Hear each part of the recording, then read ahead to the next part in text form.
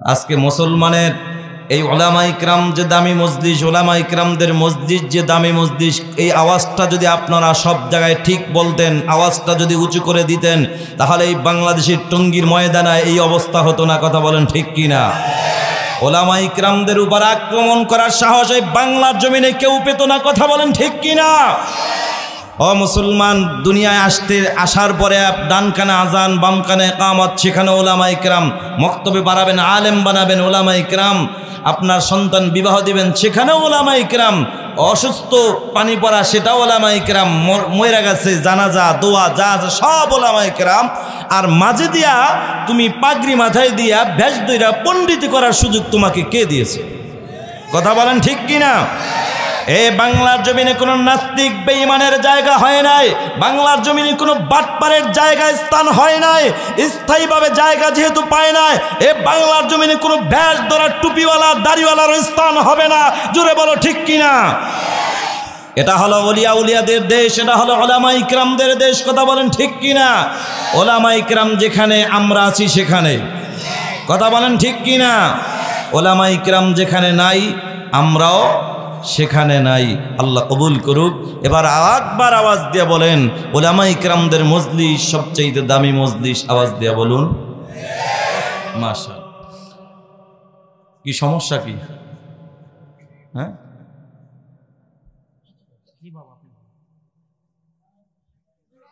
কি প্রধানমন্ত্রী আইতেছে?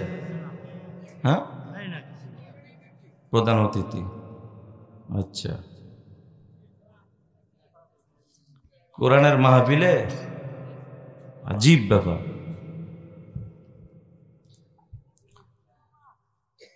বক্তা লেখর নয়, প্রধান অতিথি লেখা বলে গেছে। প্রধান অতিথি আসতে আসবে, এটা তো আমরা দেখবো, স্লোগান দিয়ে তাকে সম্মানের সাথে উঠাই দেবো, ঠিক না? এখানে হাইটা হাইটা এভাবে বাধা কিসে?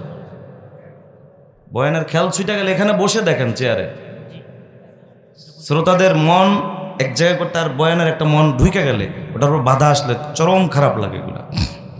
মাশাআল্লাহ, এই দামি মজলিস কেমন দামি মজলিস! এই দামি মজলিসে যে আসবে, যে বসবে, সেই দামি হয়ে যাবে। সুবহান। কিন্তু দামি মজলিসে সকলেই আসতে পারে না। আসলেও আবার তাকায় দেখবেন সকলেই বসতে পারে না, বসলেও আবার তাকায় দেখবেন আখিরি মোনাজাত পর্যন্ত সকলেই থাকতে পারে না। আমি জানতে চাই আপনাদের এলাকায় মুসলমানের সংখ্যা কি এই না আরো কিছু আছে? কত, আরো 10-12 জন হবে নাকি? তার চাইতেও বেশি? কত বেশি? কত বেশি হুজুর? অনেক বেশি, অনেক বেশি।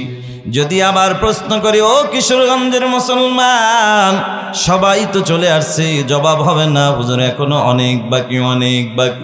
কি বুঝলেন বাবা?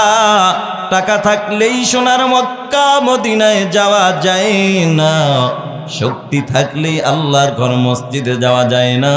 ঠিক কোরআনের মাহফিলের পাশে ঘর থাকা সত্ত্বেও কোরআনের মাহফিলে আসা যায় না। এটা মালিকের পক্ষ থেকে কবুল হওয়ার ব্যাপার। জোরে বলেন ঠিক কিনা?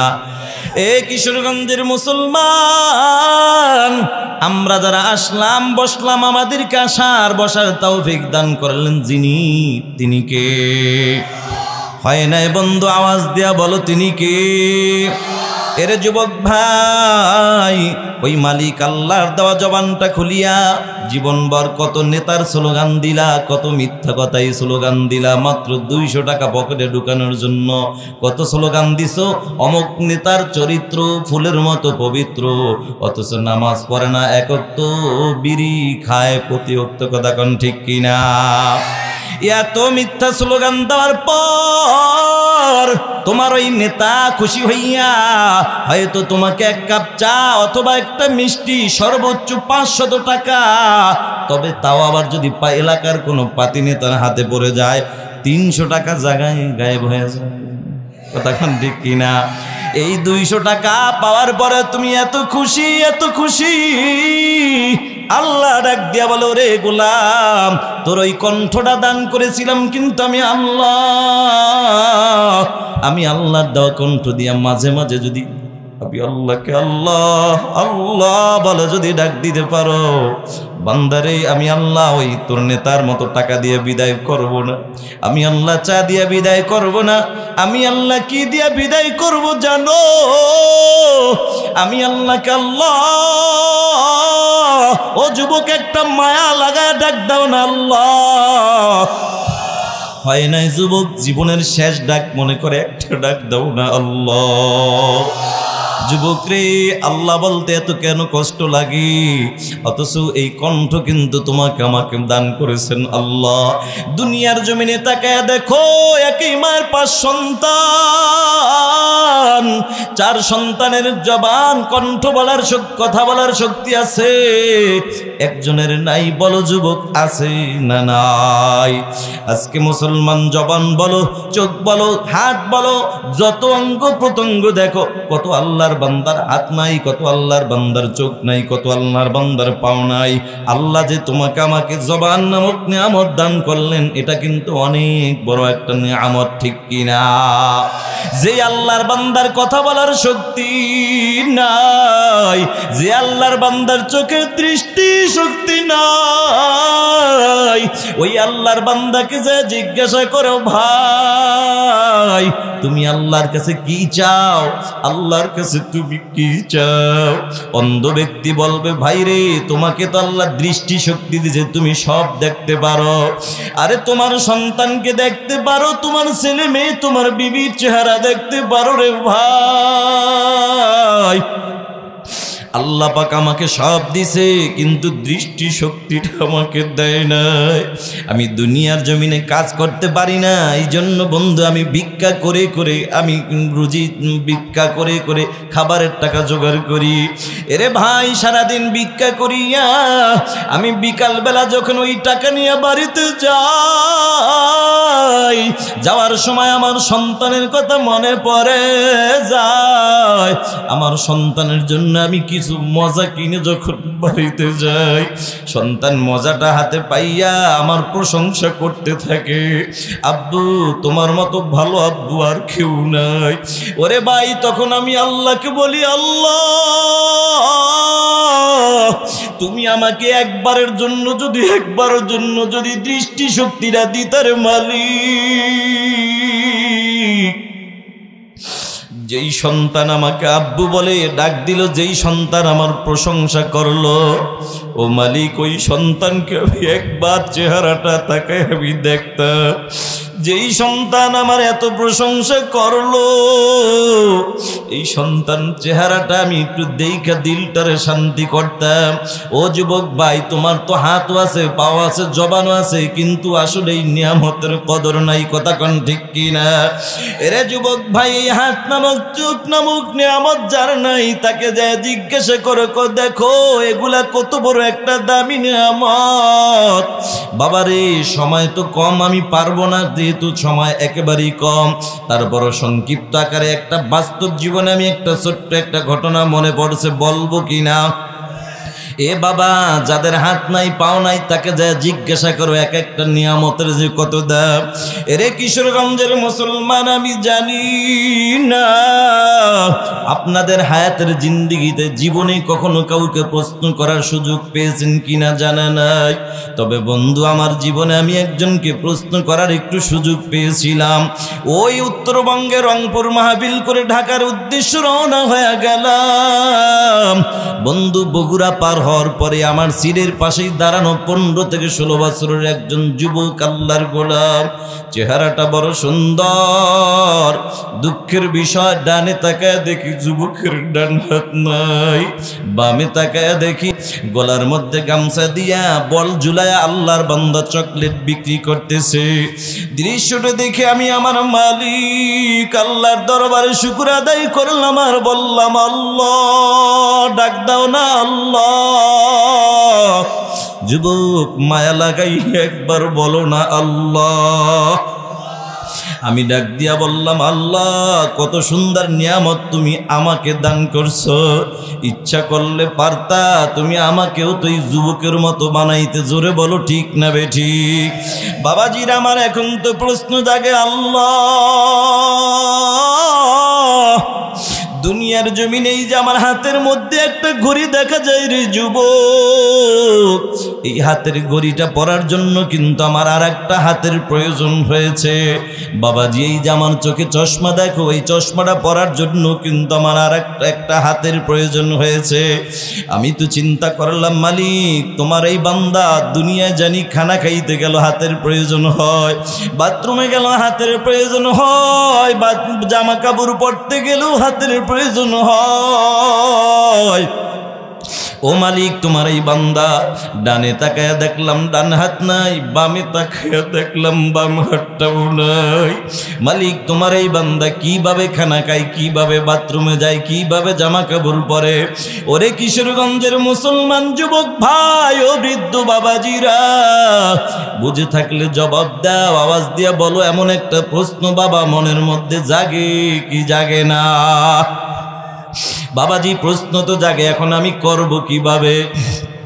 হঠাৎ করে আমার সবর সঙ্গে উঠাইয়া যুবক আল্লাহর গোলামকে পাশে বসাইয়া এইবার প্রশ্ন করলাম, এর যুবক ভাই, ডানে তাকাইলাম দেখলাম ডান হাত নাই, বামে তাকাইলাম দেখলাম বাম হাতটাও নাই, বলো যুবক, এটা কি জন্ম থেকে না দুনিয়াতে আসার পরের ঘটনা? ওরে মুসলমান, এই প্রশ্নটা করার সাথে সাথে তাকায় দেখি যুবকের চোখের কিনারায় পানি।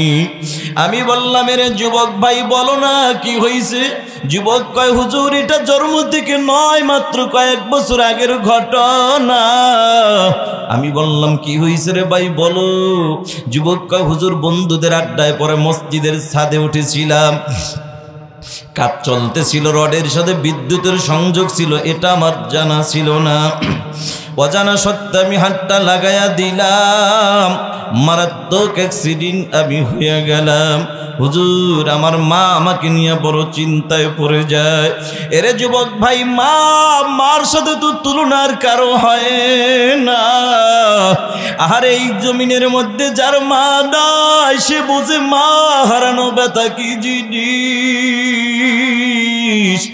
বয়ান করে তুমি বাড়িতে যাইবা, দরজাটা নক করার সাথে সাথেই তোমার জুতার আওয়াজ পাইয়া মা দরজাটা খুলে দিবে। আর যার মা নাই, দরজার সামনে দাঁড়াইয়া যদি বারবার টোকা দাও, তোমার বিবি ঘুম থেকে উঠতে একটু দেরি করবে। বন্ধুরে, বাস্তব প্রমাণ হলো, প্রায় সময় বয়ান যখন বরিশালের এলাকায় হয়, দিনের বেলা মাকে বলি, মা আজকে হয়তো বা বাড়ি আসতে পারি, ডাইরেক্ট বলি না যে বাড়ি আসবো, যেহেতু মা বাবা এখনো বেঁচে আছে, এটা বড় নিয়ামত। এই জন্য নিয়ামতকে নিয়ামত মনে কইরা এখনো ওই সাইডে বরিশাল এলাকায় মাহফিলে ঢুকলে একবারও দেখা না কইরা আসি না। হয়তো বা এমনও দিন হবে, আমার সময় হবে, কিন্তু আবার মা থাকবে না, বাবা থাকবে না। রাতের গভীরে আমি 2টা, 2:30, 3টাও বেজে যায়, অনেক সময় ঘরের কিনারায় যায় দাঁড়ায়। বন্ধু, কেমনে বুঝাবো তোমাদেরকে? দরজার সামনে দাঁড়াইতে দেরি, দেখি মা দরজাটা টাস করে খুইলা দিছে। আমি বললাম, মা দরজাটা খুললেন কেন, কিভাবে খুললেন? আমি তো একবারও মা বইলা ডাক দিলাম না। মা কা, বাবা রে, আমি তোর পায়ের হাঁটার আওয়াজটা পাই আমি বুঝে ফেলাইছি আমার ছেলে বাড়িতে আসছে। আমি বললাম, মা আপনি কি ঘুমান না? কা, বাবা ঘুম তো দূরের কথা, আমি রাতের খাবার খাই নাই, আমি মনে বড় আশা নিয়ে বসে আছি। বাবা তুই আসলে এরপরে রাতের যত রাত হোক একসাথে খাবো, এরপরে আমি ঘুমাবো। তখন চিন্তা করি, মালিক, এই মা নামক নিয়ামত যে কত বড় একটা দামি নিয়ামত রে আল্লাহ। এই নিয়ামত যেদিন চলে যাবে, সেদিন আর কেউ মারা লাগাইয়া বলবে না বাবা খাইছুনি, বাবা ঘুমাইছুনি। যুবক রে, মা নামক নিয়ামত এটা বড় একটা নিয়ামত। একবার যুবককে প্রশ্ন করলাম, ও যুবক বলো না কি হয়েছে? কয়, হুজুর অ্যাক্সিডেন্ট হওয়ার পরে আমার মা বড় চিন্তায় পড়ে গেছে। মা একটা দৌড়মাইরা ওই ডাক্তারের কাছে হাজির। ডাক্তারের কাছে যাওয়ার পর ডাক্তারকে যা ডাক দিয়া বলো, ডাক্তার তোমার পাও 2টা বড়ি, চলো না আমার বাড়িতে চলো, আমার ছেলেটা মারাত্মক অ্যাক্সিডেন্ট হয়েছে, মনে হয় আর বাঁচবে না। হুজুর, আমার মা ডাক্তারকে যেভাবেই হোক অনুরোধ কইরা ধইরা নিয়ে আসছে। ডাক্তার আমার বাড়িতে আসার পরে হুজুর আমার ডাক্তার আমাকে পরীক্ষা করে করে বলল, এরে যুবক আল্লাহর গোলাম, জীবনটা যদি বাঁচাইতে চাও দুটি হাতের একটি হাত রাখা যাবে না। আমি বললাম, এরে যুবক তখন তুমি কি জবাব দিয়েছো বলো? যুবকের এই কথাটা বলার পরে আবার তাকে দেখি যুবকের চোখে পানি। যুবক চোখের পানি পালাইয়া কান্দে আর কয়, হুজুর ওই মুহূর্তে আমি আকাশের দিকে তাকায়া তাকায়া বলেছি, আল্লাহ তুমি আমার হাত নামক নিয়ামত যদি উঠায় নিয়ে যাও মালিক, কোনো অসুবিধা নাই, তবু তোমার কাছে চাই মালিক তুমি আমার জীবন নামক নিয়ামতটা বাঁচাইয়া দাও। আমি বললাম, যুবক রে, জীবন বাঁচানোর জন্য দুটি হাত কাটতে রাজি হইছো, ভালো কথা বুঝলাম, কিন্তু বলো যুবক তুমি খানা খাও কিভাবে, বাথরুমে যাও কিভাবে, জামা পরো কাপড় পরো কিভাবে? প্রশ্ন জাগে কিনা? বাবা প্রশ্ন তো জাগে। এখন তো প্রশ্ন করার পর আবার তাকায় দেখি যুবকের চোখে না আবারও পানি। ডাক দিয়া কয়, হুজুর আমি যখন পেটে ক্ষুধা নিয়ে মাঝে মাঝে যখন ঘরের মধ্যে প্রবেশ করি, ঘরে প্রবেশ করার পরে তাকায়া দেখি আমার জনম দুঃখিনী মা আমার জন্য খানা রেডি করে মা বাহিরে কাজে লিপ্ত হয়ে গেছে। তখন পেটে ক্ষুধা নিয়ে একবার আমি খানার দিকে তাকাই, আবার আমি মায়ের চেহারার দিকে আমি তাকাই, আর আকাশের দিকে তাকায় বলি, আল্লাহ আজকে হাত নামক নিয়ামতের যে কত দাম এতদিন বুঝি নাই। আজকে আমার হাত নামক নিয়ামত যদি থাকতো তাহলে পেটে ক্ষুধা নিয়ে মায়ের চেহারার দিকে তাকায় থাকা লাগতো না। জোরে বলেন ঠিক না বেঠিক? আমার নিজের খানা আমি নিজেই মুখে তুলে দিতে পারতাম। এ কিশোরগঞ্জের মুসলমান ও যুবক ভাই ও বৃদ্ধ বাবাজিরা ও পর্দার আড়ালের মা,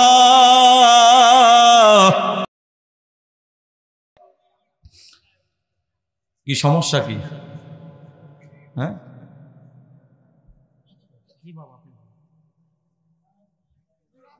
কি প্রধানমন্ত্রী আইতেছে? হ্যাঁ প্রধান অতিথি। আচ্ছা, কোরআনের মাহফিলে আজীব ব্যাপার।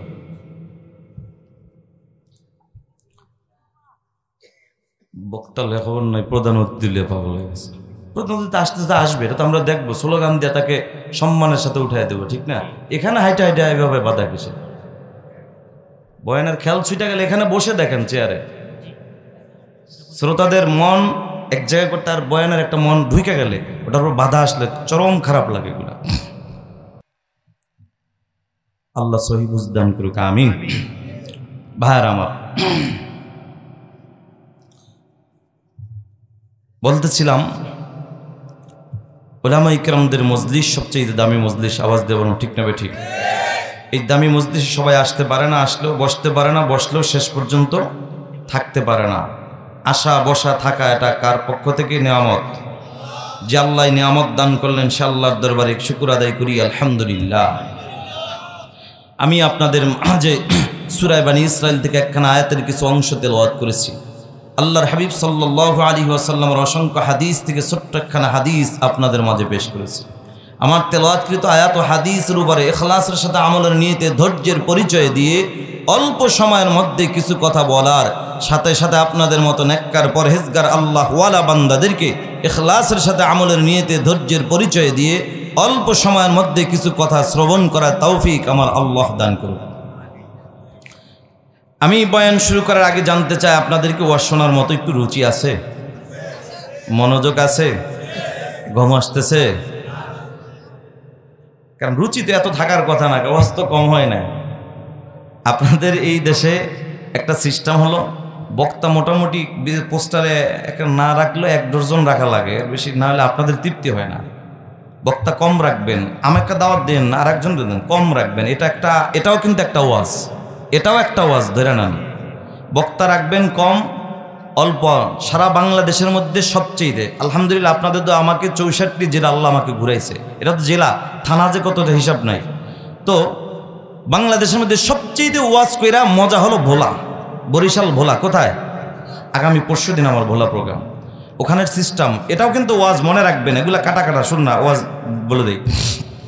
মাগরিবের পরে এলাকার একজন বক্তা রাখে, হয়তো ইমাম খতিব যারা আছেন, আর এশারের পরে ডাইরেক্ট প্রধান বক্তা। তাহলে 10টা, 10:30, 11টার মধ্যে মাহফিল শেষ, বক্তারও ফজরের নামাজের সমস্যা হয় না, শ্রোতাদেরও সমস্যা হয় না। আর এখানে আপনারা শ্রোতা তো দূরের কথা, আমি যদি দেখেন 12টা উঠছি, যদি একদম তাড়াতাড়ি ছাড়ি তাও তো একটা, ঠিক না? বিদায় নিতে নিতে 1:30, বাসায় যেতে যেতে, ঢাকা যেতে যেতে প্রায় ফজর। তা আমি তো পারবো ফজরের নামাজ পড়তে, কিন্তু যদি ফজরের আগে যাই, ঘুমায় যাই, তাহলে তো আপনারা শ্রোতা দূরের কথা, আমার বক্তারও ফজরের খবর থাকবে না। তাই ওয়াজ দিয়া কি হবে? এই জন্য ভাই, আর বাংলাদেশের মধ্যে সবচেয়ে কষ্ট হলো ওয়াজ কইরা মজা কি কষ্ট, যেটা মজারটা বললাম, আর কষ্ট হলো আপনাদের বিশেষ করে ময়মনসিংহ, এই কিশোরগঞ্জ, নেত্রকোনা, আপনাদের এই সিলেট, সুনামগঞ্জ, এই জামালপুর, এই সমস্ত এলাকাগুলা, কারণ আপনারা অধিক রাত করেন। বেশি রাত করা ঠিক না, এটাও কিন্তু ওয়াজ। আগামী বছর থেকে এগুলার কন্ট্রোল করবেন ইনশাআল্লাহ, কারণ প্রধান বক্তা সর্বোচ্চ 12টার ভিতরে বিদায় দিয়ে দেবেন, তাহলে আপনাদের সহজ হবে। আল্লাহ কবুল করুন। আয়াতে কারিমা তেলাওয়াত করেছি সূরা বনী ইসরাইল থেকে। আমি আয়াত তেলাওয়াত করার সাথে সাথে যে কথা বলতেছিলাম আপনাদের, তাহলে মনোযোগ আছে নাকি? মাশাআল্লাহ। ঘুম আসতেছে? জীবনে অনেক মিথ্যা কথা বলছেন, আজকের কোরআনের মাহফিল একটা সত্য কথা আমি শুনতে চাই। ও কিশোরগঞ্জের মুসলমান, সত্যি করে বলেন, সবাই কি সজাগ? অনেক ওয়াজে দেখি মিথ্যা কথা, আপনারা তো সত্য কথা বলবেন। সত্যি করে বলেন, সবাই কি সজাগ? তাইলে দেখি তো ঘুমাইছেন কে কে, হাত জাগান। রে বাবা, কিশোরগঞ্জের মুসলমানের এত পাওয়ার, ঘুমের মাঝে হাত জায়গায় বসে থাকে। অসুবিধা নাই, আপনার বাড়ি হলো কিশোরগঞ্জ জেলায়, আমার বাড়ি হলো বরিশাল। আপনি একবার আর দুইবার নয়, শতবার যদি হাত জাগায় বলেন, ও বরিশালের হুজুর ঘুমাইছি, অসুবিধা নাই। কসম আল্লাহর, আমার বিশ্বাস হবে না, কারণ আমরা বরিশালের মানুষ ভালো করে জানি, ঘুমন্ত মানুষ কখনো হাত জাগাইতে পারে না, ঠিক কিনা? তবে বাবাজিরা আমার, এবার আলহামদুলিল্লাহ কোন কে আনছে মিষ্টিটা? ভাইয়ের নাম কি? আপনি আনছেন? মাশাআল্লাহ, দেখছেন জীবনের ইতিহাস। হ্যাঁ, মিষ্টির ওয়াজ দিয়ে শুরু করলাম, কিশোরগঞ্জের মানুষের মন কত বড় ভালো, দেখছেন? আমার ভাই আমার জন্য মিষ্টি নিয়ে আসছে। এই মিষ্টির ওয়াজ ঢাকাতে একবার করেছিলাম, মাহফিলের সভাপতির স্ত্রী, তার ওয়াইফ মিষ্টি নিয়ে 1 প্যাকেট নিয়ে আসছে, আমার গাড়ির সামনে ওই সভাপতির মাধ্যমে পাঠিয়ে দিছে। তো যাই হোক, আল্লাহ আমার ভাইকে কবুল করুন। এই যে আমলটা করেছে ভাই, এটা করেছে একমাত্র আলেমদের মহব্বতে। আমার সাথে তার কোনো আত্মীয়তার সম্পর্ক আছে? আমি মিষ্টির ওয়াজ করছি, যাক হুজুর বলছে মিষ্টি খাইতে চাইছে, আসলে কিন্তু খাইতে চাই না।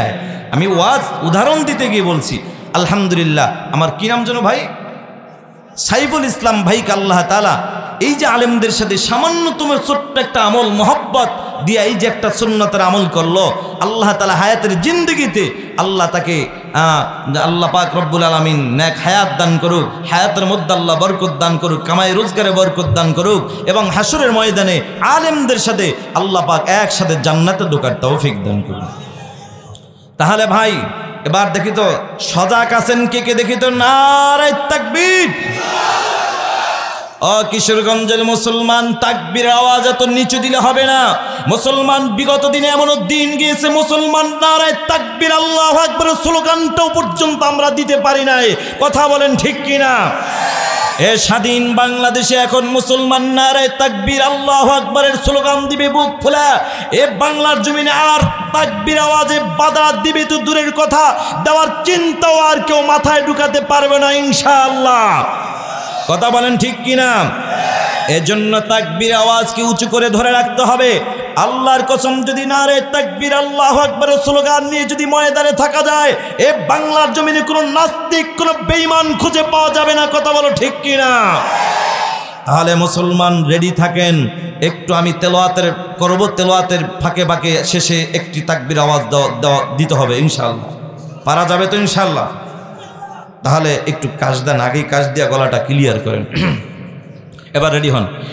বিসমিল্লাহির রহমানির রহিম।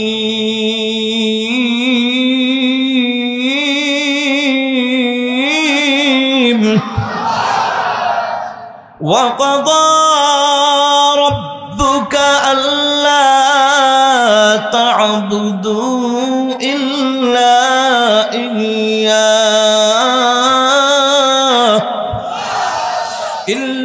إياه وبالوالدين إحسانا। আল্লাহ তাআলা বলেন ওয়াকাযা রাব্বুকা আল্লা তা'বুদু ইল্লা ইয়্যাহ, আমি রব সিদ্ধান্ত দিয়েছি শুধুমাত্র কেবলমাত্র ইবাদত হবে কার? বাবাজিরা আঙ্গুলটাকে উঁচু করে বলো না, কার ইবাদত হবে, কার গোলামি হবে, কার? আল্লাহ বলেন ওয়ামা খালাকুতুল জিন্না ওয়াল ইনসা ইল্লা লিয়াবুদুন। আল্লাহ বলেন জিন এবং ইনসান সৃষ্টি করেছি শুধুমাত্র কেবলমাত্র আমি আল্লাহ। জিন ইনসান সৃষ্টি করে যে একমাত্র আমি আল্লাহর গোলামি করার জন্য। আল্লাহ তাআলা বলেন ওয়াকাযা রাব্বুকা আল্লা তা'বুদু ইল্লা ইয়্যাহ, আমি রব সিদ্ধান্ত দিয়েছি শুধুমাত্র কেবলমাত্র ইবাদত হবে কার? কার? আল্লাহর। সাথে সাথে আল্লাহ তাআলা বলেন ওয়াবিল ওয়ালিদাইনি ইহসানা, তোমার পিতামাতার সাথে সদাচরণ করবা, হুকুমটা কার? বন্ধুরা আমার, নামাজ পড়া যেমন ফরজ, রোজা রাখা ফরজ, পর্দার আমল করা যেমন ফরজ, পিতামাতার হক আদায় করে খেদমত করা এটাও ফরজ। আল্লাহু আকবার। ও যুবক ভাই, হাদিস শরীফের মধ্যে আসছে কেউ যদি পিতামাতার সুন্দর চেহারাটা দেখার জন্য ঘর থেকে বের হয়, প্রতিটা কদমে কদমে আল্লাহ তাআলা একটা করে নেকি লিখে দেন। আল্লাহ তাআলা বলেন, আল্লাহ তাআলা শুধু একটা নেকি দান করে ক্ষান্ত নয়, মা বাবার চেহারার দিকে চেহারাটা মোহাব্বতের নজরে কেউ যদি মা বাবার চেহারা দেখার জন্য ঘর থেকে বের হয়, প্রতিটা কদমে কদমে আল্লাহ তাআলা একটা করে গুনাহ মাফ করে দেন। সুবহানাল্লাহ। এই জন্যই নবীজি বলেন আল জান্নাতু তাহতা আকদামিল উম্মাহাত, তোমার মায়ের পায়ের নিচে তোমার জন্য জান্নাত। সুবহানাল্লাহ।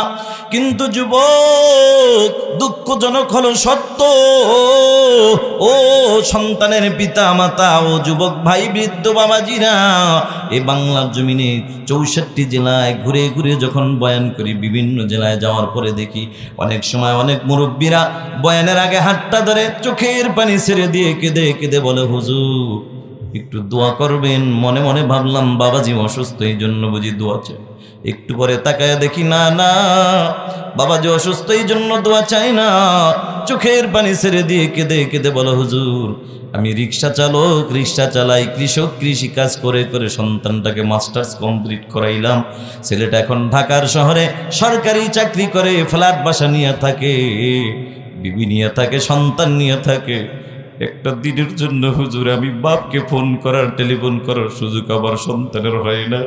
হুজুর আমি বাপ তো সহ্য করতে পারি, আল্লাহ তো আমি বাপকে সেই ধৈর্য দিয়েছে, কিন্তু ওর মা তো সহ্য করতে পারে না।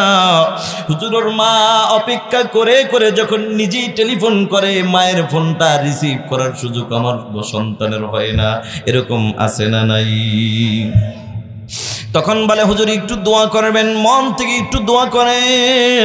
হুজুর কত তাবিজ ঝুলাইলাম, কত কিছু করালাম, পানি পড়া, পিসা হুজুরের থেকে তেল পড়া, পানি পড়া নিলাম, কোনো কিছুতেই কাজ হয় নাই।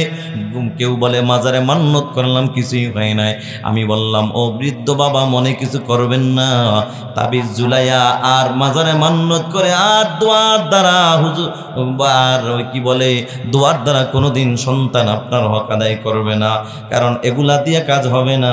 সন্তান যে কারণে আপনার হক আদায় করে না, এই কারণটা দূর না করলে কোনোদিন তাবিজ দিয়া কাজ হবে না।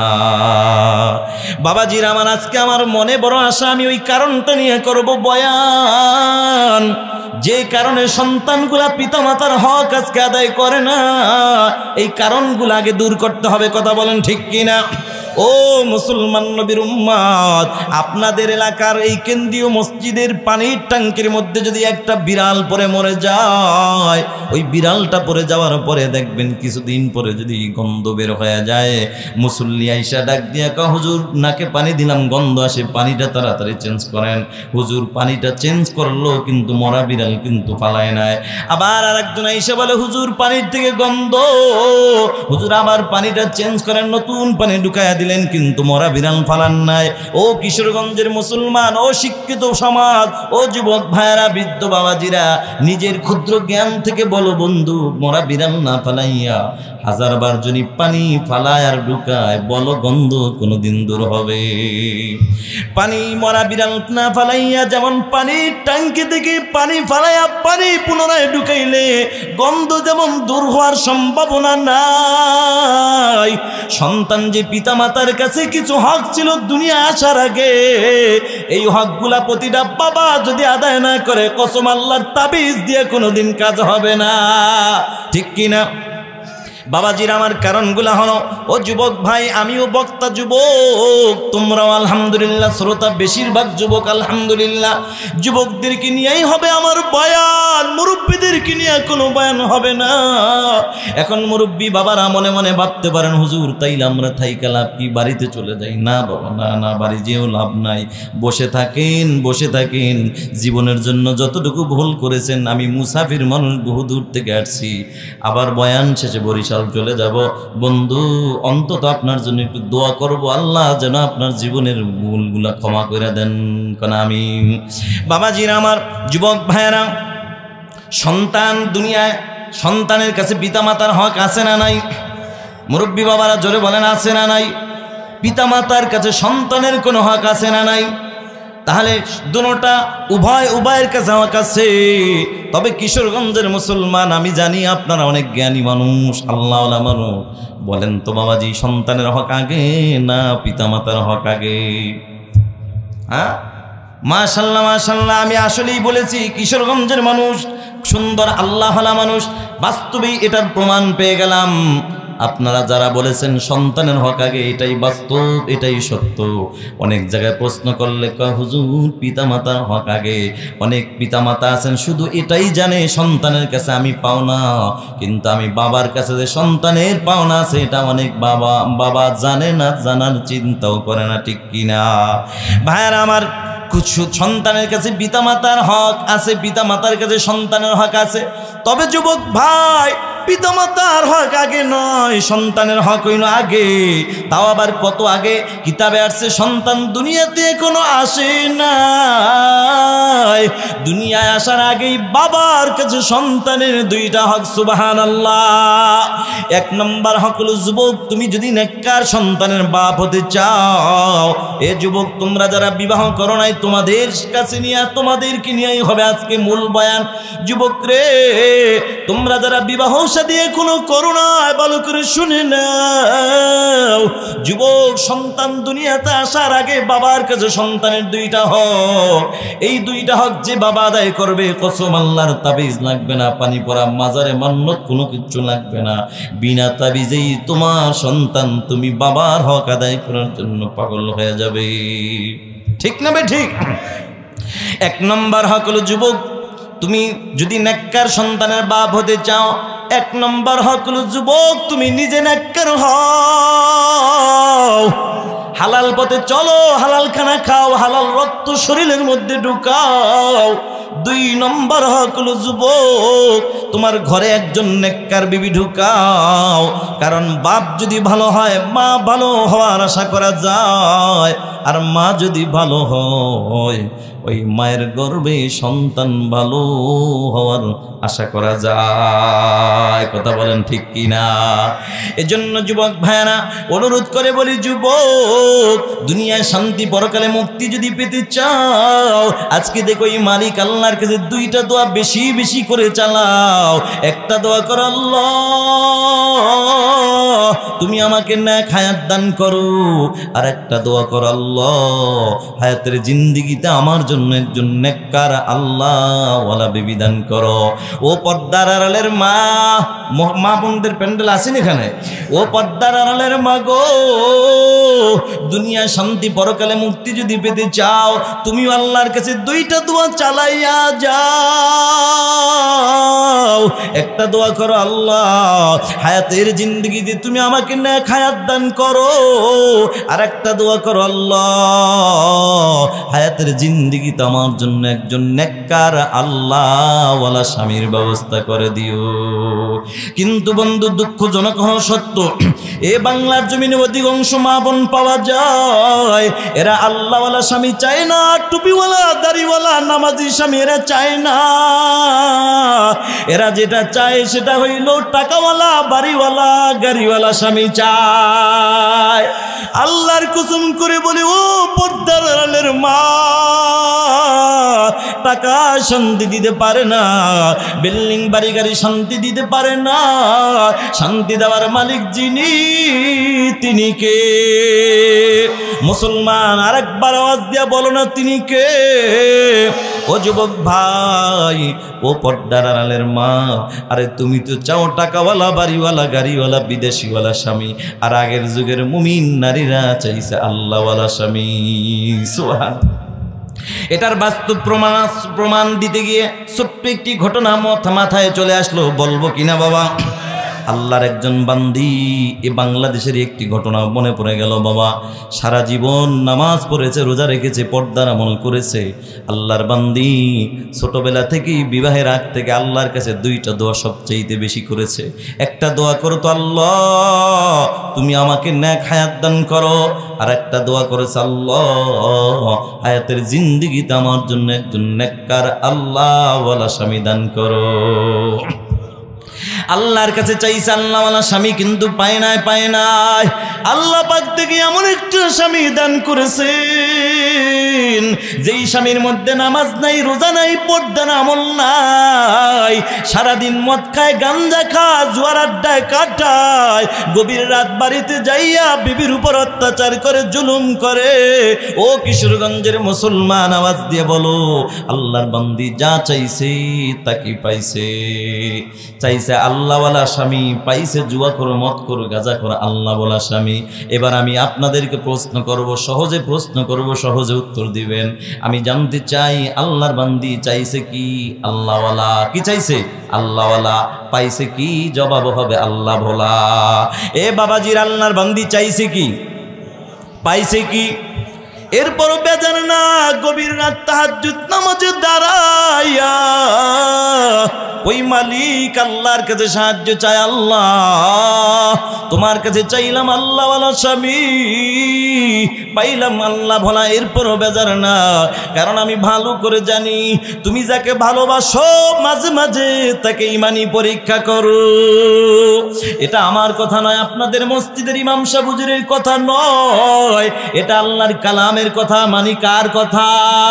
সূরা বাকারার 155 আয়াত আল্লাহ বলেন, ওয়ালানাবলুওয়ান্নাকুম বিশাইইম মিনাল খাউফি ওয়াল জু'i ওয়া নাকসিম মিনাল আমওয়াল ওয়াল আনফুসি ওয়াস সামারাত ওয়া বাশশিরিস সাবিরিন।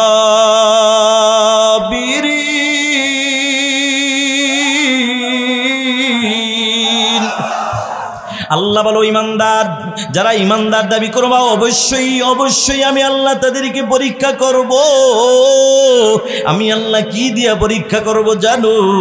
আমি আল্লাহ ভয় দিয়া পরীক্ষা করব, ক্ষুধা দিয়ে করব, ফসল দিয়ে করব, জীবন দিয়ে করব। তবে ইমানদার মুসিবতের মধ্যে পড়ছো, কোনো টেনশন নাই, মাজারে দৌড়ায় লাভ নাই, তাবিজের পিছনে দৌড়ায় লাভ নাই। আরে ইমানদার মুসিবতের মধ্যে পড়ছো, আল্লাহর কাছে সাহায্য চাও। চাও, কিভাবে চাইবা আল্লাহ তাআলা সেটাও জানায় দেয়। জোরে বলেন আল্লাহু আকবার। সূরা বাকারার 153 আয়াতের মধ্যে আল্লাহ জানায়, আল্লাহ তাআলা বলেন, ইয়া আইয়ুহাল্লাযীনা আমানুস্তাঈনু বিস-সাবরি ওয়াস-সালাহ ইন্নাল্লাহা মা'আস সাবিরিন।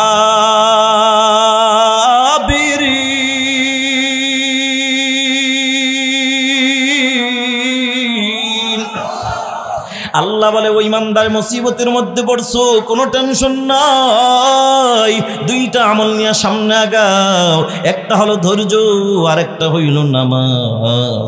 ধৈর্যের আমল নিয়ে নামাজের মাধ্যমে সাহায্য চাও, সাহায্য করবেন যিনি তিনি কে? ফেরাউন কিন্তু নিজে খোদাই দাবি করেছে, আল্লাহকে তো খোদা মানে নাই, নিজেই খোদা দাবি করেছে। কন্যা নাউজুবিল্লাহ। ফেরাউনের করে ফেরাউন যদি ইমান আনে নাই, কিন্তু ফেরাউনের ঘরে একজন দাসী ছিল, দাসী ইমান এনেছে। আল্লাহু আকবার। এই ফেরাউনের দাসী এক আল্লাহর উপর এমন ভাবে ইমান এনেছে, ফেরাউনের কানে যখন গিয়েছে, ফেরাউন বলে, এই দাসী, তুমি সেই মুসার আল্লাহর কথা ভুলে যাও, তাড়াতাড়ি ইমান ছেড়ে দাও, না হয় তোমার এই দুইটা কন্যা সন্তান সহ তোমাকে আমি তেলের ডেগের মধ্যে ছেড়ে দিব। ফেরাউনের দাসী এক আল্লাহর উপরে এমন ভাবে ইমান এনেছে, ইমান ছাড়ে নাই। দাসী ডাক দিয়ে কয়, ফেরাউন, কোনো ধমক দিয়া লাভ হবে না, কারণ জীবন দিতে রাজি, কিন্তু ইমান নামক সম্পদ ছাড়তে রাজি নাই। আল্লাহু আকবার। মুসলমান আল্লাহর গোলাম ইমানের উপরে এমন অটল ছিল, আল্লাহ তাআলার উপরে এমন ভালোবাসা ছিল, কারণ আল্লাহ তাআলা বলেন, ওয়াল্লাযীনা আমানু আশাদ্দু হুব্বাল লিল্লাহ। আল্লাহ বলে, যারা ইমানদার এদের অন্তরে ছেলের মোহাব্বত, মেয়ের মোহাব্বত, স্ত্রীর মোহাব্বত, দুনিয়ার মোহাব্বত সব থাকবে, তবে সব মোহাব্বতের উপরে যার মোহাব্বত থাকবে তিনি কে? এবার ফেরাউনের দাসীকে ফেরাউন কি করলো? এ মুসলমান, ডেগের মধ্যে তৈল বসায়া ওই গরম তেলের মধ্যে মায়ের চোখের সামনে দুটি কন্যা ছোট্ট বাচ্চাকে ছেড়ে দিয়েছে। মা তাকিয়েছে, মার মনটা মানে না, কিন্তু মা একটু ধৈর্যের বাঁধ সে ভেঙ্গে গেল, কিন্তু ছোট্ট বাচ্চা দুইটা মাকে বুঝায়, মা মনে কষ্ট নিও না, টেনশন কইরো না, মন খারাপ কইরো না, মা অপেক্ষায় থাকো, দেখা হবে হাসরের ময়দানে। নারে তাকবীর। ওরে মুসলমান নবীর উম্মত, আল্লাহ সবাইকে পরীক্ষা করবে না। আল্লাহ যাকে ভালোবাসবেন, বেশি ভালোবাসবেন, তাকেই বেশি পরীক্ষা করবেন। সুবহানাল্লাহ। যার কারণে আল্লাহ তাআলা তাদেরকে এত দামি বানায় দিছে, এত দামি বানায় দিছে, এত দামি বানায় দিছে। আপনার আমার মায়ার নবী, বিশ্ব নবী জনাব মুহাম্মদুর রাসূলুল্লাহ সাল্লাল্লাহু আলাইহি ওয়াসাল্লাম যখন মেরাজ করতে গিয়েছিলেন, আল্লাহর সাথে দেখা করার জন্য যখন গিয়েছিলেন, যাওয়ার পথে একটা সুঘ্রাণ পেয়েছিলেন। ডাক দিয়া বলো, আল্লাহর নবী, এটা তো হলো সেই ফেরাউনের দাসী এবং তার বাচ্চাগুলা আগুনে পুড়ে গেছে, ওই তেলের মধ্যে পোড়ার ওই হাড্ডিগুলা এখানে রাখা হয়েছে, দাপন করা হয়েছে, হাড্ডির থেকে সুঘ্রাণ। নারে তাকবীর। বিশ্ব হুজুরের আগমন। ভাইরা আমার, আমি শুধু হুজুরের অপেক্ষায় আছি, আমি বয়ান করার জন্য বসি নাই। আমি কিছুদিন পূর্বে আপনাদের এখানে এসেছিলাম, এই কাছাকাছি এসেছিলাম। হযরত আমার বয়ান শুনেছে, বয়ান শুনে আমাকে মোহাব্বত করে বলেছে যে আপনি আমার মাদ্রাসার জন্য একটা ডেট দিবেন। আমি সাথে সাথে অন্য একটা ডেট কাইটা, সিরাজগঞ্জের একটা ডেট কাইটা হুজুরকে ডেট দিয়েছিলাম। আলহামদুলিল্লাহ, হুজুরের মোহাব্বতে, হুজুরের ভালোবাসা আপনাদের এখানে এসেছি, হুজুরের অপেক্ষায় আমি এতক্ষণ ছিলাম। ও যুবক ভাইয়ারা, ও বৃদ্ধ বাবাজিরা, বলতেছিলাম সন্তান দুনিয়াতে আসার আগে বাবার কাছে কয়টা হক? দুইটা হক। জোরে বলুন, কয়টা? এক নম্বর হক হলো যুবক তুমি নিজে নেককার হও, 2 নম্বর হলো যুবক রে নেককার একজন বিবি ঘরে ঢুকাও। কারণ বাপ যদি ভালো হয় মা ভালো হওয়ার আশা করা যায়, আর মা যদি ভালো হয় সন্তান ভালো হওয়ার আশা করা যায়, ঠিক কি না?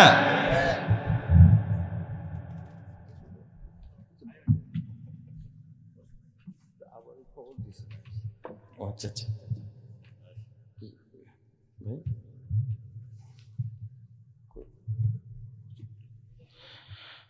যাই হোক বাবাজিরা আমার, যে কথা বলতেছিলাম সন্তান দুনিয়াতে আসার আগে বাবার কাছে 2টা হক আমি অল্প সময়ের মধ্যে ছেড়ে দিব। হুজুর যদি অনুমতি দেয় আমি আর 5-6 মিনিট আমি আপনাদের মাঝে বয়ানটা একটু ফিনিশিং দেব। আলহামদুলিল্লাহ বন্ধু, ওই যে ও যুবক ভাই, ও বৃদ্ধ বাবাজিরা, ও পর্দার আড়ালের মা, যে কথাটা বলতেছিলাম আগে, বর্তমানে আমার বাংলাদেশের মা বোনেরা, অধিকাংশ মা বোন এরা আল্লাহওয়ালা স্বামী চায় না, টুপিওয়ালা দাড়িওয়ালা নামাজি স্বামী এরা চায় না। এরা যেটা চায় সেটা হইল টাকাওয়ালা বাড়িওয়ালা গাড়িওয়ালা স্বামী চায়। আল্লাহর কসম টাকায় শান্তি দিতে পারে না, বিল্ডিং বাড়ি গাড়ি শান্তি দিতে পারে না, শান্তি দেওয়ার মালিক কে? যুবক রে, ওই যে আল্লাহর বান্দি আল্লাহর কাছে দোয়া করেছে, মালিক তোমার কাছে চাইলাম আল্লাহওয়ালা, পাইলাম আল্লাহ ভোলা, এরপরও বেজার না, মনে আসেনি আপনাদের? আর একটা দোয়া করেছে, আল্লাহ চাইলাম আল্লাহওয়ালা, পাইলাম আল্লাহ বলা, এরপরও বেজার না। তবে তোমার কাছে আমি আবদার জানাই, আমার এই আল্লাহ বলা স্বামীটাকেই তুমি আল্লাহওয়ালা বানাইয়া দাও। ও বন্ধুরা আমার, আমি জানতে চাই আল্লাহওয়ালা হওয়ার জন্য কোথায় যাওয়া লাগবে? কক্সবাজার সাগরের কিনারায়, কুয়াকাটা সাগর পার, কোথায় গেলে আল্লাহওয়ালা হওয়া যায়? আমার আল্লাহ তাআলা কুরআনুল কারীমের মাধ্যমে আল্লাহ জানায় দিয়েছেন। আল্লাহু আকবার। আল্লাহ তাআলা বলেন, ইয়া আইয়ুহাল্লাযীনা আমানুত্তাকুল্লাহ ওয়া কুনু মা'আস সাদিকিন।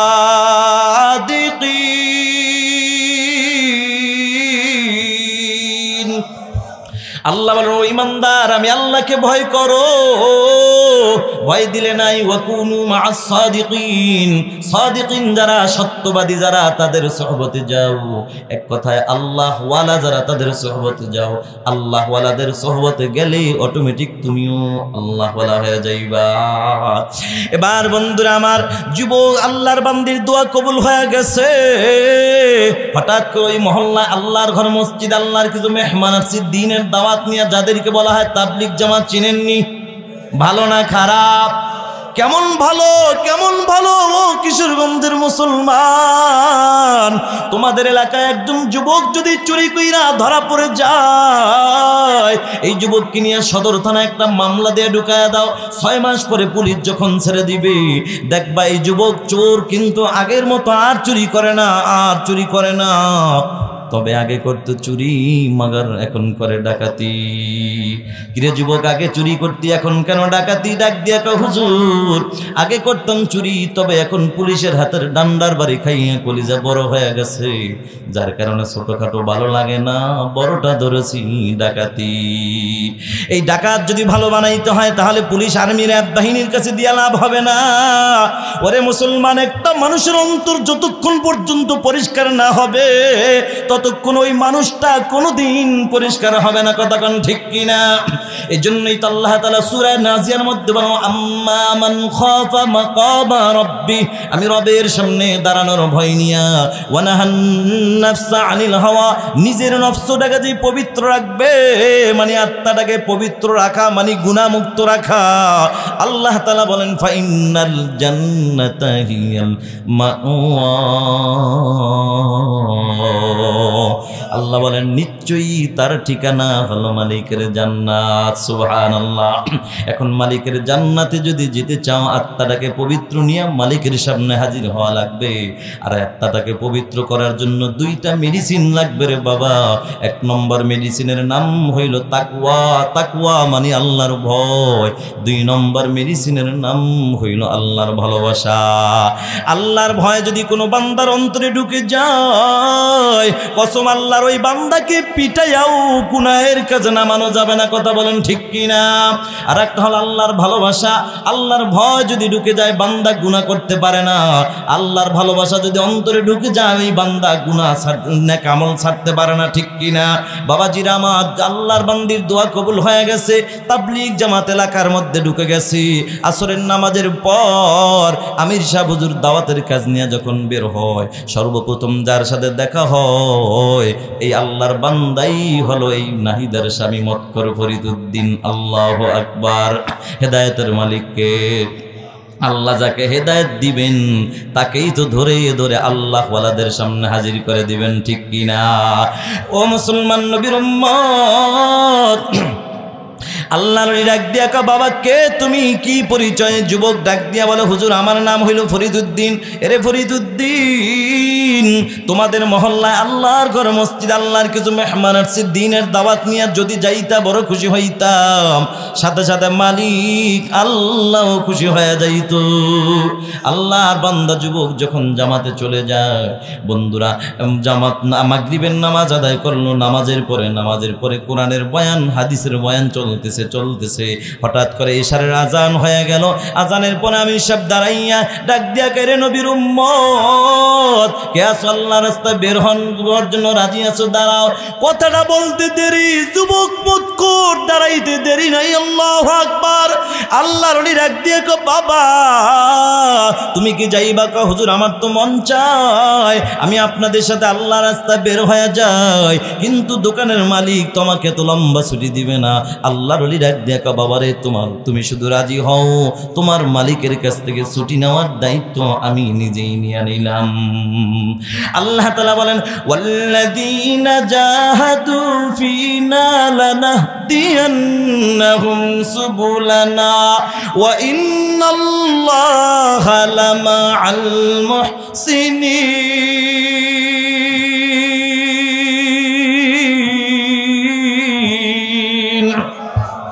আল্লাহ তাআলা বলেন বান্দা তোমার কাজ হলো চেষ্টা করা, মুশাহাদা চালায় যাও, কবুল করবেন যিনি তিনি কে? আল্লাহর বান্দা সকালবেলা দোকানওয়ালার কাছে হাজির। আমির সাহেব সালাম দিয়া বলে ও দোকানওয়ালা ভাই, তোমার দোকানের কর্মচারী ফরিদউদ্দিন নামে কেউ আছে? বলে হ্যাঁ আছে। বলে তোমার কর্মচারী ফরিদউদ্দিন তো আল্লাহর রাস্তায় বের হওয়ার জন্য রাজি হয়ে গেছে। দোকানওয়ালা ছিল 5 ওয়াক্ত নামাজের নিয়মিত একজন মুসল্লি। বাবাজিরা যে নামাজ পড়ে সে নামাজির কদর বোঝে, যে টুপি মাথায় দেয় টুপিওয়ালার কদর বোঝে, যে দাড়ি রাখে সে দাড়িওয়ালার কদর বোঝে। কারণ তার সামনে টুপিওয়ালা দাড়িওয়ালাকে যদি কেউ গালি দেয় তার কলিজার মধ্যে জায়গা লাগে। কথা কোন ঠিক কিনা? এবার দোকানওয়ালা 5 ওয়াক্ত নামাজের নিয়মিত মুসল্লি মুস্কি একটা হাসি দিয়া কয় হুজুর জীবনে এমন কোনো দিন যায় নাই ফরিদউদ্দিনকে আমি নামাজের জন্য ডাকি নাই। আজকে কেন জানি জীবনে কোনো দিন নিতে পারি না। আজকে কেন জানি আপনার জবানের বয়ান শুনিয়া দিলটা নরম হয়ে গেছে। আমার মন চায় আমি 40টা দিন ওরে ছুটি দিয়া দিলাম, 40 দিনের বেতন দিয়া দিলাম। এখানে ক্ষান্ত নয়, 40টা দিন আল্লাহর রাস্তায় বের হইতে যত টাকার প্রয়োজন হয় সব টাকা আমি মালিক আলাদা হাদিয়া দিয়া দিলাম। যুবক আল্লাহর বান্দা জামাতে চলে গেল। বন্ধু 2 মিনিটের মধ্যে শেষ করে দিচ্ছি। আল্লাহর বান্দা আমির সাহেব দাঁড়াইয়া ডাক দিয়া কো বাবা কে আসো? আমাদের খেদমত করবা মানে খানা পাক করে খাওয়াইবা। কথাটা বলতে দেরি, যুবক মত কর দাঁড়াইতে দেরি নাই। সুবহানাল্লাহ। আমির সাহেব কা বাবা তুমি নতুন মানুষ পারবা না, বসে যাও। কথাটা বলার পরে যুবকের চোখে পানি। ডাক দিয়া কো আল্লাহর ওলি বাধা দিবেন না, কারণ জীবনবার আপনাদের মতো টুপিওয়ালাদের বিরোধিতা কম করি না। নয়, আর বিরোধিতা নয়, বরং আপনার জবানের বয়ান শুইনা দিলটা এমন নরম হয়ে গেছে, মন চায় বাকি জীবনটা আপনাদের মতো খাঁটি আল্লাহওয়ালাদের একটু খেদমত করে যায়। মুসলমান আল্লাহর গোলাম, এই কথাটা বলার পর আমির সাহেব কয়, বাবারে তুমি একা পারবো না, পুরনো একজন সাথী দিলাম, দুইজন মিলে খানা পাক করো। দুইজন মিলে সকালের খানা খাওয়ায়, দুপুরের খানা খাওয়ায়, রাতের খানা পাক করার জন্য। আসরের নামাজের পরে যখন রওনা হয়, পুরান সাথী নতুন সাথীকে ডাক দিয়ে কে রে ফরিদুদ্দিন, যাও যাও মাগরিবের নামাজের প্রস্তুতি নাও, উজু ইস্তেঞ্জা করে আসো, আমি এখানে দাঁড়াইলাম। ফরিদুদ্দিন উজু করার জন্য চলে যায়। পুরান সাথী দাঁড়া দাঁড়া চিন্তা করে, হায় হায় তরকারি বসাইলাম, নুন তো এখনো দেওয়া হয় নাই, পরিমাণ মতো নুন দিয়ে দিল। নতুন সাথী উজু করে আসছে, পুরান সাথী আবার উজু করার জন্য চলে গেল, কিন্তু নতুন সাথীর জানা নাই আগের জনে নুন দিয়েছে। তিনি কয়, হায় রে তরকারি বসাইলাম, নুন তো এখনো দেওয়া হয় নাই। তিনিও আবার পরিমাণ মতো নুন দিয়ে দিল। বলেন খাইতে কি টেস্ট হবে নাকি? এশারের নামাজের পরে আমির সাহেব দাঁড়াইয়া ডাক দিয়া বলে, রে নবীর উম্মতের দল, খানা যে খাইবা খানার মধ্যেও কিন্তু আমার নবীর সুন্নাতের আমল আছে, ঠিক কিনা? এক নম্বরে দস্তরখান বিজা খানা খাওয়া আমার নবীর সুন্নত। খানা সামনে আসলে দোয়া পড়া সুন্নত, খানার শুরুতে বিসমিল্লাহ বলা সুন্নত, খানার শেষে আলহামদুলিল্লাহ বলা সুন্নত। সুন্নাতের কথা বলতে বলতে একটা পর্যায়ে বলে ফেললো, এরা নবীর উম্মতের দল, খানার মধ্যে কোনো দোষ ত্রুটি ধরা যাবে না, এটাও আমার নবীর সুন্নাত। হামসিরাতে মুস্তফা দুরতমামি হালেউ কোন ইকতেবায়ে সুন্নতে খায়রুল বাশার গিরে লাজম তাবয়া বি আয়বেজার। নবীর সুন্নতে শান্তি আছে না নাই? সবাই দস্তরখান বিজা খানা খায়, শুরুতে বিসমিল্লাহ, শেষে আলহামদুলিল্লাহ, মাঝে কোনো শব্দ নাই। জোরে কন্যা সুবহানাল্লাহ। একবার বলে নাই কিরে ভাই তরকারির মধ্যে নুন কেন বেশি? এই কথাটা বলে নাই। কেন বলে না? ওই যে মায়ার নবীর সুন্নাত, খানায় দোষ ধরা যাবে না। এবার দুই বাবুর্চির পালা, দুইজনে খানা খাইতে বসছে। খানার লোকমাটা ওই যে নতুন বাবুর্চি মদখোর যুবক, মুখে লাগাইতে দেরি। আল্লাহর বান্দা যুবকের চোখ দিয়া টপ টপ করে পানি পড়তে দেরি নাই। পুরান সাথী ডাক দিয়া কয়, কিরে ভাই তোমার চোখে কেন পানি? নতুন সাথী ডাক দিয়া কয়, ভাই রে পানি আসার কারণ হলো আল্লাহ তাআলা আমাকে একটা নেককার বিবি দান করেছে, যেই বিবিটা এমন কোনো দিন নাই নামাজ পড়ে আমার জন্য হেদায়েতের দোয়া করে নাই, যেই বিবি আমার জন্য রাতের গভীরে তাহাজ্জুদ পড়ে দোয়া করে না, এমন কোনো রাত যায় নাই। এত দোয়া করার পরও এই দিলটা কোনো দিন নরম হয় না। আমার বিবি মনের বলে একদিন তরকারির মধ্যে একটু নুন বেশি দিয়েছিল, সামান্য অন্যায়টাকে আমি মেনে নিতে পারি না। আমার বিবির গালের মধ্যে এমন জোরে থাপ্পড় লাগায় দিলাম, আবার বিবির গালটা ফাইটা রক্তগুলা টপ টপ করে জমিনের মধ্যে পড়েছে। আজকে আমার মনে বড় ভয়, এতগুলো আল্লাহওয়ালাদের খানা আমি নষ্ট করে দিলাম, কই কেউ তো কোনো শব্দ করে নাই। আমার মন বলে, হায় রে হাসরের ময়দান যেদিন কায়েম হবে, আল্লাহর আদালতে দাঁড়াবো, সেদিন যদি আমার এই বিবি আমার নামে মামলা দেয়, আমি কি জবাব দিব? এই যে হাসরের ময়দানের ভয় কোথায় যায় ঢুকলো। কিশোরগঞ্জের মুসলমান জবাব হলো একটাই, সেটা হলো খাঁটি আল্লাহওয়ালাদের সহবতের বরকত, ঠিক কিনা? ভাইয়ার আমার, পুরান সাথী ডাক দিয়া কা, ভাই রে কান্না করে কোনো লাভ নাই। আমার মন বলে, তোমার বিবি যেহেতু নেককার, কোনো টেনশন নাই, 40টা দিন শেষ করে বাড়িতে যাও, বিবির কাছে ক্ষমা চাও। মন বলে তোমার বিবি ক্ষমা করে দিবে, সাথে সাথে মালিক আল্লাহ ক্ষমা করে দিবে।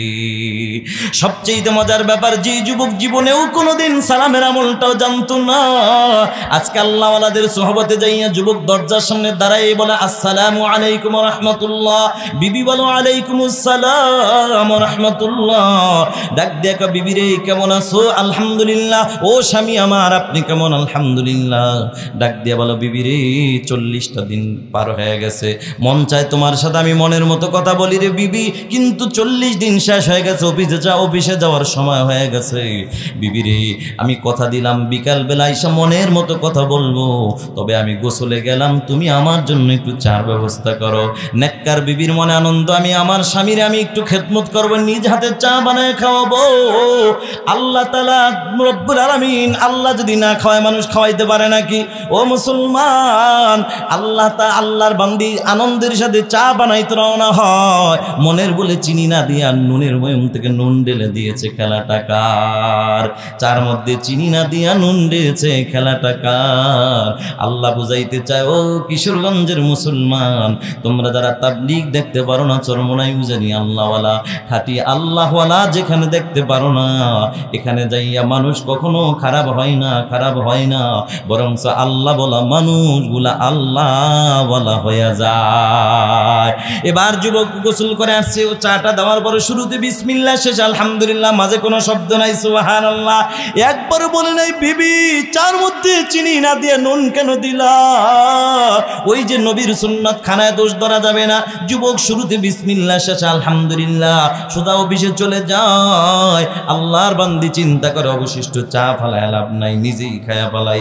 চাটা মুখে লাগাইতে দেরি, আল্লাহর বান্দির চোখ দিয়ে টপ টপ করে পানি পড়তে দেরি নাই। আল্লাহর বান্দি মনে বড় কষ্ট, কয় মালিক, আমার মনে বড় ভয়, না জানি আমার স্বামী সময় না থাকার কারণে বুঝি আজকে আমাকে মারে নাই। অফিস থেকে আইসা বুঝি মারবে, কারণ ওই আগের মায়ের কথা আজও বলতে পারে না। আপনারা কি বলেন, আসলেই অফিস থেকে আইসা মারবে? না রে বাবা, না না, সকাল এবার বিকালবেলা অফিস থেকে আইসা দরজার সামনে হাজির, দরজার সামনে দাঁড়ায় সকালের মতো আবার সালাম কাজ, সালামু আলাইকুম রাহমাতুল্লাহ। বিবি বলো আলাইকুম আসসালাম রাহমাতুল্লাহ। বিবির মনে ভয় স্বামী মারবে, কিন্তু না না, মারবে তো দূরের কথা, স্বামী আইসা ডাক দিয়ে কয়, বিবি সকালবেলা ওয়াদা করেছি বিকালবেলা মনের মতো কথা বলবো, তবে সব কথার প্রথম কথা হইল, পারবানি আমার একটু ক্ষমা কইরা দিতে? বিবি কান্দে আর কয়, স্বামী আরে আপনি কেন ক্ষমা চান? ক্ষমা তো আমি চাওয়ার জন্য সকাল থেকে অপেক্ষায় আছি। আল্লাহু আকবার। এরে বিবি, তুমি আবার কি অন্যায় করেছো? তুমি কেন ক্ষমা চাইবা? বিবির চোখে পানি, কয় স্বামী 40টা দিন পরে একটু চা খাওয়ার আবেদন জানাইলেন, চিনি না দিয়ে নুন ঢেলে দিয়েছি, ক্ষমা করে দেন। সেই কথাটা শোনার পরে স্বামীর চোখের পানি এখন আর কোনোভাবেই ধরে রাখতে পারে না। ডাক দিয়া কয়, বিবি রে, তুমি তো মাত্র আমি একার খাটা নষ্ট করেছো, তুমি কি জানো রে বিবি, তোমার এই স্বামী কতগুলো আল্লাহর বান্দাদের খানা নষ্ট করেছে। সেখানে তাকায় দেখলাম একজন আল্লাহর বান্দাও কোনো শব্দ করে নয়। আর সেখান থেকে আমিও শিক্ষা গ্রহণ করে এসেছি, যতদিন বেঁচে থাকবো কোনোদিন আমিও আর শব্দ করব না। নারে তাকবীর। এজন্য ভাইয়ের আমার, সন্তান দুনিয়াতে আসার আগে বাবার কাছে দুইটা হক। 1 নম্বর হক, যুবক তুমি নিজে নেককার হও। 2 নম্বর, নেককার বিবি ঘরে ঢুকাও। কারণ বাপ যদি ভালো হয়, মা ভালো হওয়ার আশা করা যায়, আর মা যদি ভালো হয়, সন্তান ভালো হওয়ার আশা করা যায়। এগুলা হলো সন্তান দুনিয়া আসার আগে বাবার কাছে হক। দুনিয়া আসার পরে অনেকগুলা হক আছে, 3টা হক বলি। 1 নম্বর হলো ডান কানে আজান, বাম কানে ইকামত। 2 নম্বর, ভালো একটা মুসলমানি নাম রাখা দরকার আছে না নাই? 3 নম্বর, সন্তান যখন কথা বলা শেখে, আপনি ইংরেজি শিখান, বাংলা শিখান, অঙ্ক শিখান, কোনো অসুবিধা নাই। তবে মুসলমান হিসাবে সর্বপ্রথম যেই শিক্ষাটা হবে, সেটা হবে একমাত্র আমার আল্লাহর কোরআনের শিক্ষা। ঠিক কিনা? কারণ আল্লাহ তাআলা বলেন, আর রহমানু আল্লামাল কুরআন খলাকাল ইনসান। আল্লাহ তাআলা বলেন, রহমান হলেন তিনি, কোরআন শিখাইলেন যিনি, মানুষ বানাইলেন যিনি। আল্লাহ তাআলা সিরিয়ালে মানুষ সৃষ্টির কথা পরে বললেন, কোরআনের শিক্ষার কথা আগে কেন বললেন? মুফাসসিরিন ইকরাম বলেন, ও পৃথিবীর মানুষ, আল্লাহ তাআলা বুঝাইতে চান যার মধ্যে কোরআনের শিক্ষা আছে সে হইল প্রকৃত মানুষ। যার মধ্যে কোরআনের শিক্ষা নাই সে হলো নামে মানুষ, কামে মানুষ হতে পারে না। ঠিক কিনা? আল্লাহ তাআলা আমাদের সবাইকে আমল করার তৌফিক দান করুন।